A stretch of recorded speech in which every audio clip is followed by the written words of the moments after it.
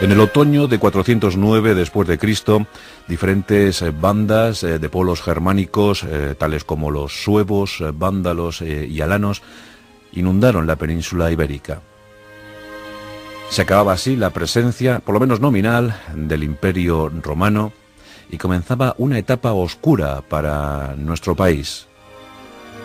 Años más tarde, un pueblo federado a Roma, los godos, en su versión occidental, esto es, los visigodos, llegaban, dirigidos por su rey Ataulfo, para tomar posesión de lo que sería un maravilloso reino, el reino de Tolosa, a caballo entre las Galias e Hispania. Era el inicio para una etapa difícil, cruel, fértil en algunos puntos. Era el inicio para el predominio de los visigodos en Hispania.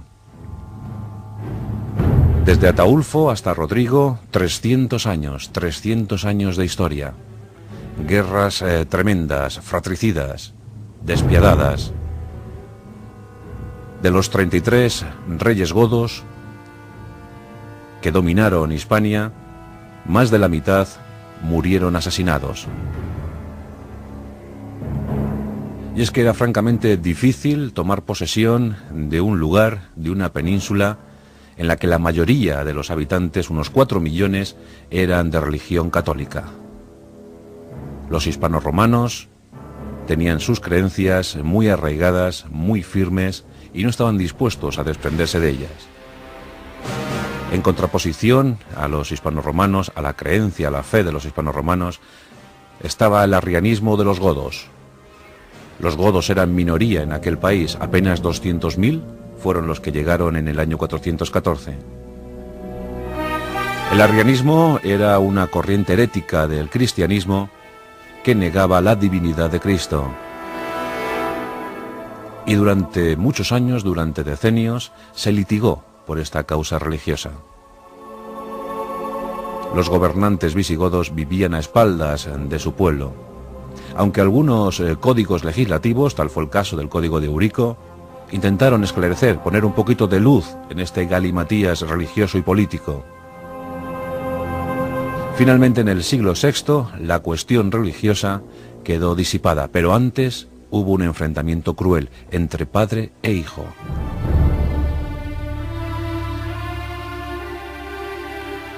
En el año 568 fallecía el gran rey Atanagildo. Atanagildo dejaba un país en situación precaria, dejaba una viuda, Goswinta, siempre dispuesta a confabularse con alguien.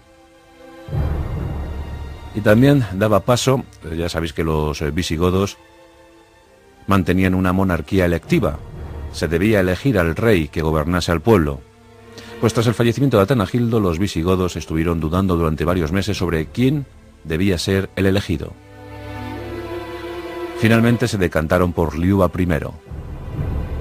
Y Liuba I, la primera decisión que adoptó fue muy inteligente. Y esta no fue otra sino la de asociar al trono a su hermano Leovigildo. Leovigildo era un brillante militar, un gran estratega, un hombre muy lúcido. Durante 4 años, los dos hermanos gobernaron con mano firme el reino visigodo. Y la capital, Toledo, floreció. Tuvo unos momentos de auténtico ornamento. Majestuosa como siempre Toledo, la imperial Toledo. Pero en el 572, en 572 después de Cristo, Liuba I falleció. Y eso dejó el terreno libre, dejó el camino libre a Leovigildo, quien desde entonces tomó el mando de la nación visigoda, dispuesto a dar mucha luz a ese reino de tinieblas. Comenzó a legislar, arrebató determinados privilegios a los magnates de la época, ciñó corona a la usanza bizantina, también manto real, y se sentó en un trono ante la corte, ante el aula regia. Un rey muy a la europea, que mantuvo excelentes relaciones diplomáticas con el exterior y que fue azote de los enemigos naturales de los godos, como los suevos y los bizantinos. Por entonces pululaban los bizantinos. Tras la guerra civil de años atrás, los bizantinos mantenían territorios en la península ibérica y en Baleares. Leovigildo pasa a la historia por ser el que promulgó el Codex Revisus, armazón de la futura España, armazón ideológico de la futura España. De este Codex Revisus surgirían otros como el Foro Juzgo en la Edad Media. Leovigildo era brillante, pero obsesionado por la religión. Era un arriano absolutamente convencido. Y no dejaba ni el más mínimo paso, ni el más mínimo espacio a los católicos. De hecho, muchos obispos católicos tuvieron que ir al exilio, dada la persecución que se mantenía sobre ellos. Y no olvidemos que en aquel tiempo había figuras tan preeminentes como San Leandro o su hermano San Isidoro, el hombre posiblemente más culto de su tiempo, el hombre que dio luz a esa Europa medieval en un tiempo oscuro, muy oscuro, en el que apenas se escribía, en el que prácticamente toda la población era analfabeta. Pues en ese momento de la historia, en ese momento tan delicado de la historia, estos obispos católicos se apuntaron a eso de la cultura, a crear cultura y llevar cultura al pueblo. Eran los mejores maestros, y eso no pasaba desapercibido para gente como Leovigildo. A pesar de esto, a pesar de saber que entre los católicos se encontraba la flor innata de la intelectualidad, siguió abrazado, siguió aferrado a su corriente herética, a su arrianismo. Con lo que no podía contar es con que uno de sus hijos se escaparía de esa fe. Leovigildo tuvo dos matrimonios. El primero con Teodosia, su primera mujer. De ella obtuvo sus príncipes, Hermenegildo y Recaredo. Y luego un matrimonio más de estado, más de la conveniencia de los magnates visigodos, con Goswinta, la viuda de Atanagildo. Una mujer tenebrosa, ciertamente tenebrosa. Hermenegildo era el predilecto de su padre. Y en 579 se casó con Ingunda, una muchacha de apenas 12 años, pero muy firme en sus convicciones religiosas. Ella era católica. Con preocupación, Leovigildo vio este matrimonio, pero lo aceptó por el bien de su reino. Y le cedió el gobierno de la Bética, de la región andaluza. Hermenegildo y su jovencísima esposa se establecieron en Sevilla. Y desde allí, Hermenegildo se dejó impregnar por el amor de su mujer y por la fe religiosa de ésta. Mientras tanto, Leovigildo seguía gobernando su reino, con las miras puestas en el reino suevo, en el reino gallego, y pensando en expulsar a los bizantinos de forma definitiva de la península ibérica. Quería la unidad peninsular y también quería la unidad religiosa para su pueblo. Pero la discrepancia llegó desde Sevilla. En 581 después de Cristo, Hermenegildo se entrega a la fe católica, abjura del arrianismo. La noticia llega como un impacto feroz a la capital toledana. Leovigildo no puede consentir que uno de sus hijos, su hijo preferido, se le suba a las barbas.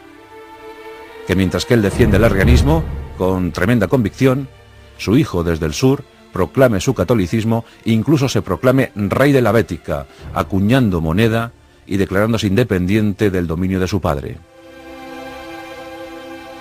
Estalla la guerra. La guerra civil se adueña de buena parte de la península ibérica. Durante 4 años, padre e hijo luchan. Bien es cierto que las fuerzas militares de Hermenegildo no eran suficientes para una ofensiva total sobre Toledo, y que en estos 4 años, poco más o menos que se dedicó a permanecer a la defensiva. Contaba con aliados encarnados en suevos y bizantinos. Pero la mole bélica de los visigodos toledanos era abrumadoramente superior.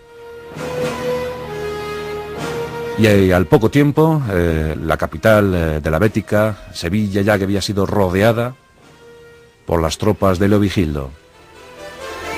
Durante 2 años, Sevilla fue sometida a un tremendo y feroz asedio, implacable asedio. Finalmente, los bizantinos y los suevos se desplazan, se desconectan de aquella guerra. Incluso los suevos perdieron a uno de sus reyes, y fue una causa fatal, porque en 585 el reino suevo abandonaba 176 años de independencia para integrarse en la nación visigoda. La guerra entre Hermenegildo y Leovigildo fue causa clara para la disolución del reino suevo. Así es la historia de Caprichosa. Los bizantinos perdieron muchos territorios y quedaron albergados en una estrechísima franja de territorio en el Mediterráneo. Leovigildo no tuvo perdón para su hijo. Hermenegildo, con una escasa tropa, con una pequeña escolta, busca refugio en Córdoba. Y a esa ciudad, a esa hermosísima ciudad, van las tropas de Leovigildo y Recaredo. Recaredo habla con su hermano y le conmina la rendición. Le dice que si se hinca de rodillas ante el padre, seguramente recibirá el perdón. Hermenegildo, preocupado por su situación y sobre todo por la de su mujer y sus seguidores, se rinde, se posterna ante el padre, solicita esa clemencia, solicita perdón. Pero Leovigildo estaba demasiado enojado con aquel díscolo vástago. Le despoja de sus riquezas, de su patrimonio, incluso de sus vestimentas. Y casi como un mendigo, es enviado al presidio, a un presidio en Valencia. La guerra ha terminado. Año de 585, un año fundamental para el reino visigodo de Toledo. La anexión de los suevos, del reino suevo, la rendición de Hermenegildo y un código legislativo que uniría a todos. Por fin, la península ibérica queda bajo mando único. ¿Pero qué pasó con Hermenegildo? Hermenegildo intentó buscar el apoyo de los francos, aliados también de él y de sus creencias. Escapa de Valencia, pero en Tarragona es capturado. Su captor, el conde godo Sisberto, pide órdenes, pide instrucciones a Toledo. Y Leovigildo, en una decisión profundamente amarga y terrible, ordena la ejecución de su propio hijo. Corre el año de 586. Hermenegildo es decapitado.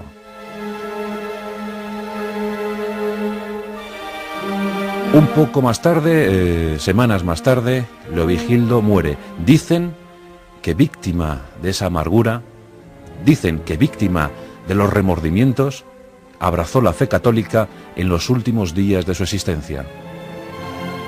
Lo cierto es que en ese tramo había ordenado que regresaran los obispos católicos. Incluso encomendó al propio San Leandro la educación del príncipe Recaredo, aquel para el que había levantado toda una ciudad, Recópolis.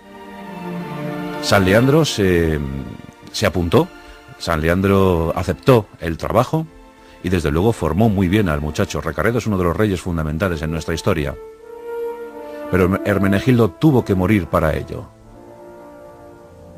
En mayo de 589 se convocaba el tercer concilio de Toledo y Recaredo ordenó en él la conversión en masa de todo el pueblo visigodo al catolicismo. Todos abjuraron del arrianismo y desde entonces el reino visigodo fue católico. En el siglo XVI el Papa Sixto V elevó a los altares la figura de Hermenegildo, convertido ahora en santo de la Iglesia Católica. Tiene su día el 13 de abril.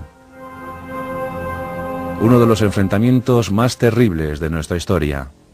Leovigildo, un gran rey, pero al parecer un padre poco comprensivo. Leovigildo versus Hermenegildo. Los enemigos íntimos de la historia y sus aconteceres más peculiares, aquellos que cambiaron la faz de nuestra civilización.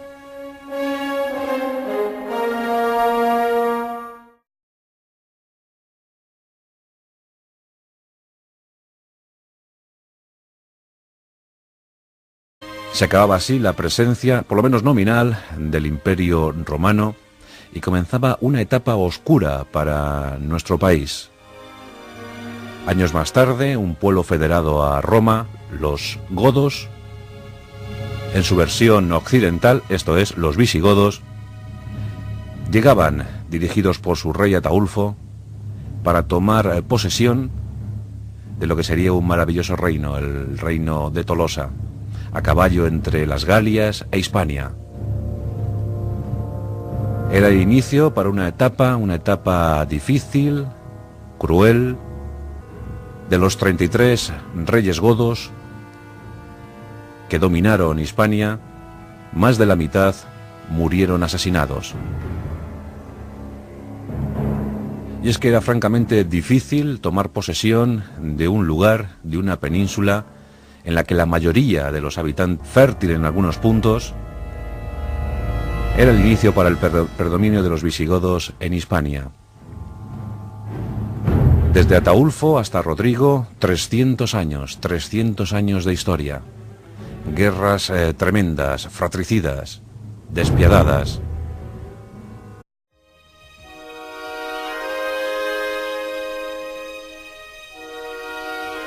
En el otoño de 409 después de Cristo, diferentes bandas de pueblos germánicos, tales como los suevos, vándalos y alanos, inundaron la península ibérica.